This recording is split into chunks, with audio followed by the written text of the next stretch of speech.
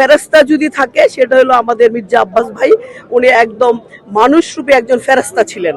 কারণ আপনারা দেখেছেন যে নাসিরুদ্দিন পাটোয়ারি যেভাবে ওনার সন্তানের চেয়েও ছোট হবেন এই নাসিরুদ্দিন পাটোয়ারি, সে যেভাবে ওনাকে অসম্মান করেছেন, যেভাবে ওনার বিষয়ে একজন যত যাই বলেন, উনি বারবার পার্লামেন্ট মেম্বার ছিলেন, মেয়র ছিলেন, উনি একদম তৃণমূল থেকে রাজনীতি করা একজন ব্যক্তিত্ব।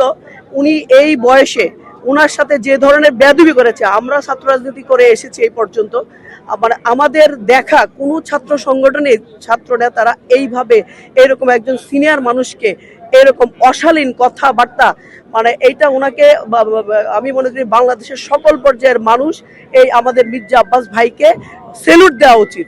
যে ওনার মতো মানুষ, উনি এত ধীরস্থির কিভাবে এই অসভ্যকে সহ্য করেছেন উনি, এই জন্য ওনাকে আমাদের সকলের পক্ষ থেকে সেলুট দেওয়া উচিত।